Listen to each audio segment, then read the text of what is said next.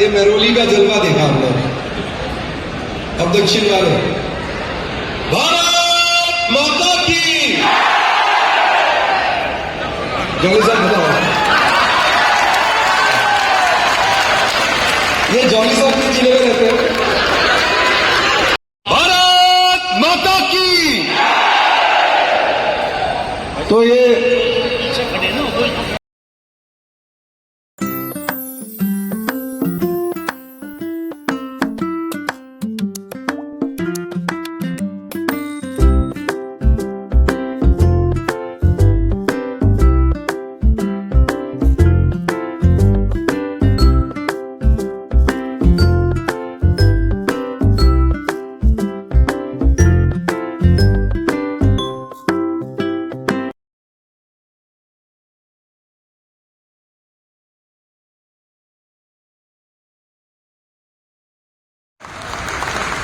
खड़े होकर सब स्वागत जोरदार नारा साहब। भारत माता की, भारत माता की। अब की बार, अब की बार, अब की बार भारत माता की। Bharatiya Janata party, Bharatiya Janata party. धनखड़ जी, माननीय ओपी धनखड़ जी, रामवीर जी, पवन जी, मेरा आप सबसे अनुरोध है कि दीप प्रज्वलन कर। मैम थोड़ा सा इधर हो जाएगा। रेखा जी, मैम आप भी उस साइड जाइएगा। राजीव भट्टर जी, साइड कर दीजिए। राजीव जी, मैम आप थोड़ा सा इधर हो जाइएगा बस। भारत माता की।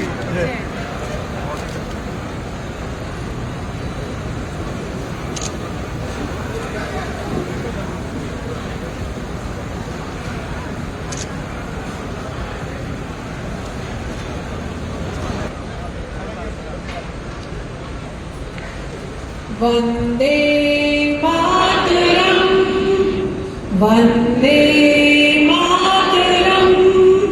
सुजलाम सुफलाम मलयज शीतलाम सस्य श्यामला मातरम। वंदे मातरम।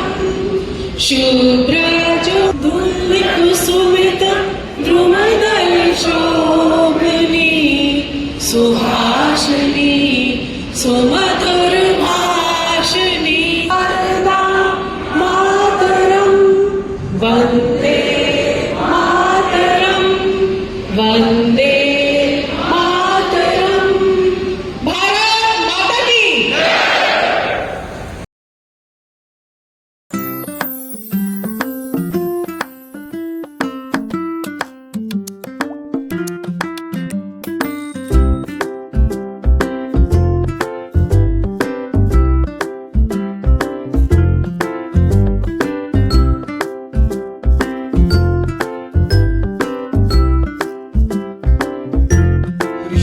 मंत्री का स्वागत कीजिए। एक बात मैं जरूर कह रहा हूं, बात सुनने के बाद जब आप यहां जाएंगे यहां से, तो आपका जोश जो है वो बहुत। रामवीर विदुर जी, उनका भी बहुत बहुत स्वागत है। रेखा जी हमारी क्लस्टर इंचार्ज है और सम्मानित मंच।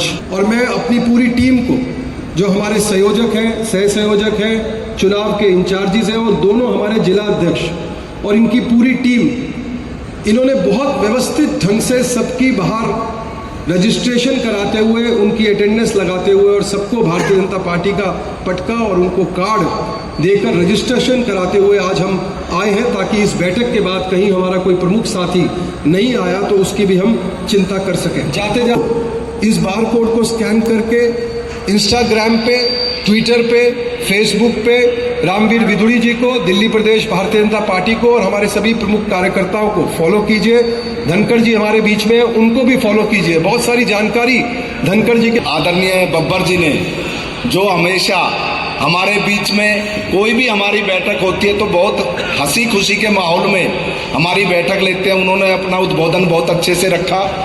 और अब हम जो हमारी आज बैठक है वो संगठन की बैठक है, आप सभी कार्यकर्ता जानते हैं। और संगठन मंत्री जी अपने, आप सब जानते हैं, पूरी दिल्ली के अंदर जब से हमारे संगठन महामंत्री दिल्ली में आए हैं पहले हिमाचल के हमारे संगठन महामंत्री थे, उनका सभी साथ जी का कुछ आदेश हुआ है। तुमने आपकी सबकी भावनाओं का ख्याल रखते हुए हमारे बीच में जो दिल्ली के अंदर, पूरी दिल्ली के अंदर विकास पुरुष के नाम से जाने जाते हैं, ऐसे हमारे प्रत्याशी, और मैं ये भी कहूँगा आप सब लोग उस बात से सहमत भी होंगे, आदरणीय धनखड़ जी भी, हमारे संगठन महामंत्री जी भी, कि पिछले 1 महीने से कार्यक्रम सुबह हमारे भाई साहब, तो अरविंद केजरीवाल की सरकार हर मोर्चे पर विफल रही है, बंद कर रखी है। प्रधानमंत्री जी की जो आयुष्मान भारत योजना है उसको दिल्ली में लागू नहीं होने दिया, प्रधानमंत्री आवास योजना को दिल्ली में लागू नहीं होने दिया।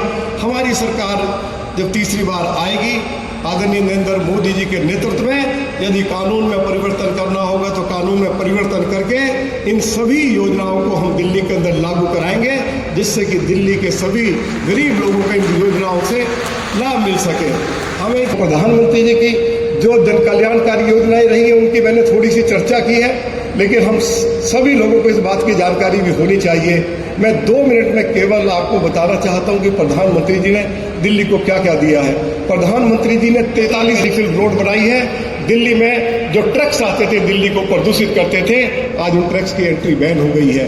मेरे बदरपुर विधानसभा क्षेत्र में 885 एकड़ जमीन पर दुनिया का सबसे बड़ा इको पार्क देश के प्रधानमंत्री श्री नरेंद्र मोदी जी ने दिया है।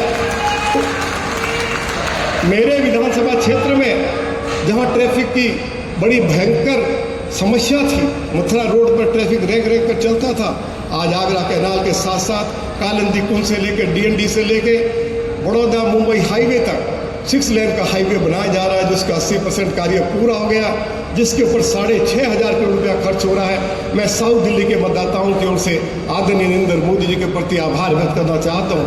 मोदी जी ने हमें 2 वर्ल्ड क्लास कन्वेंशन सेंटर भी दिए हैं, हमें द्वारका में भी दिया है और प्रगति मैदान में भी दिया है, जहां G20 का सफल आयोजन हुआ था। आप प्रगति मैदान के साथ देखेंगे 1.5 किलोमीटर लंबी मोदी जी ने टनल दी है, जिसके ऊपर 1,000 करोड़ रुपया खर्च हुआ है, जिससे कि दिल्ली की ट्रैफिक व्यवस्था ठीक हो सके। हमारे इंडिया गेट के पास हमारे शहीदों को सम्मान देने के लिए मोदी जी ने दुनिया का शानदार नेशनल वार मेमोरियल बनाया है, और इंडिया गेट के समीप जहां कभी इंग्लैंड के राजा की प्रतिमा लगती थी, आज वहां नेताजी सुभाष चंद्र बोस जी की प्रतिमा लगाकर आदरणीय प्रधानमंत्री श्री नरेंद्र मोदी जी ने हमारे शहीदों का सम्मान किया है। हम उनके प्रति आभार व्यक्त करना चाहते हैं। कर्तव्य पथ बना है, देश को नई पार्लियामेंट मिली है, हमारी पुलिस के पास कोई अच्छा पुलिस हेडक्वार्टर नहीं था।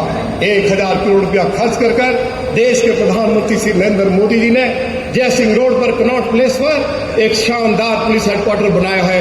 एक पुलिसकर्मी, एक पुलिस अधिकारी प्रधानमंत्री जी के प्रति आभार व्यक्त कर रहा है।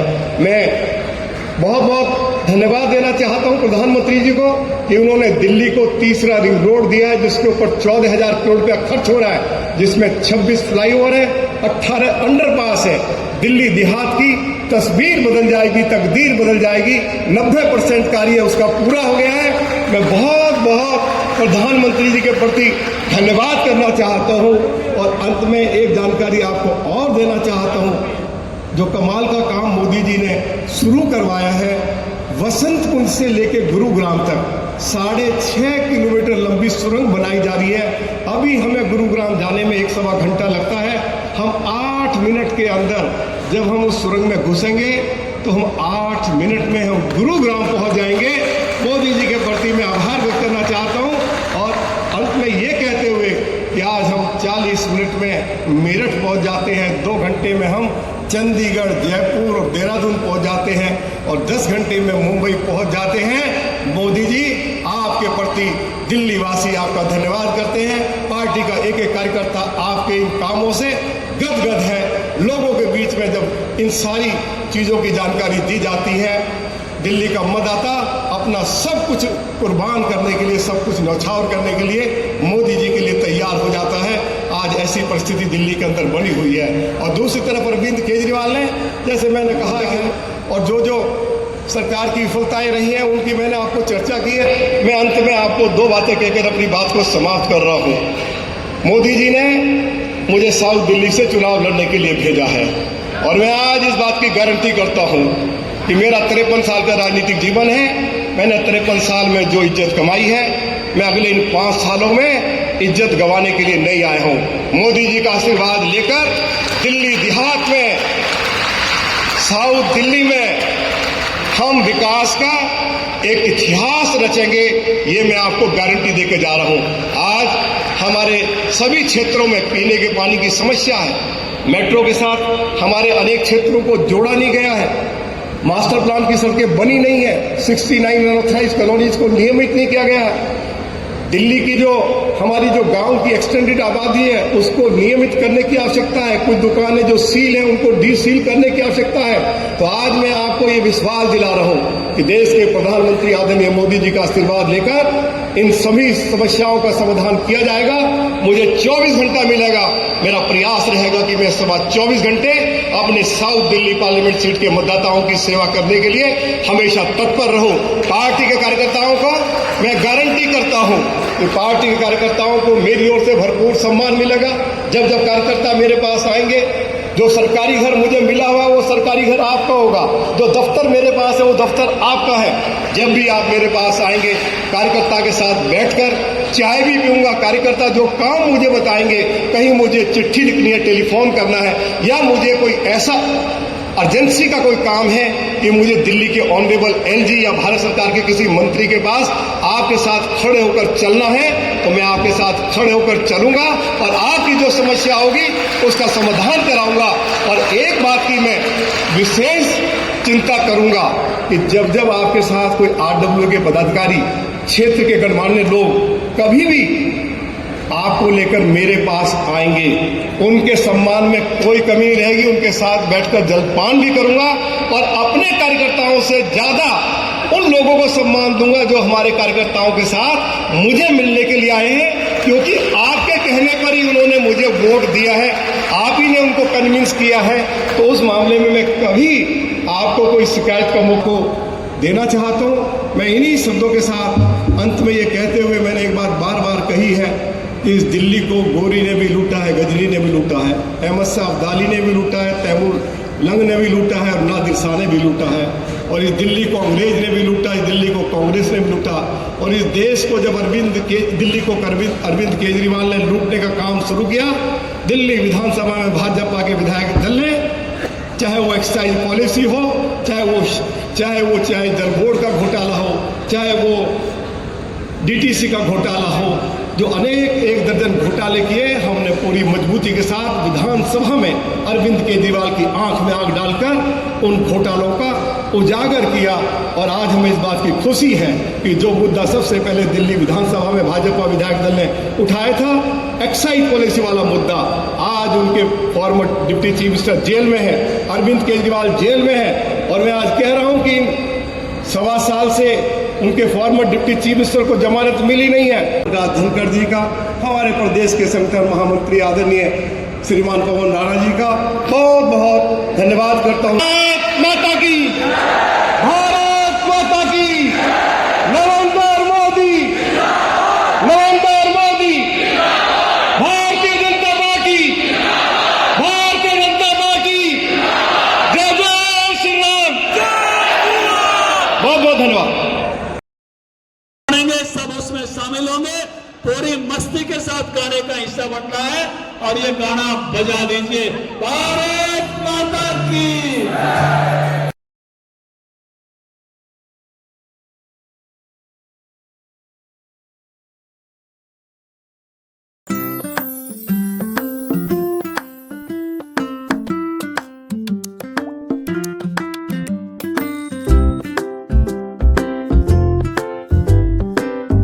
नमस्कार, स्वागत है आपका हमारी खबरों पर।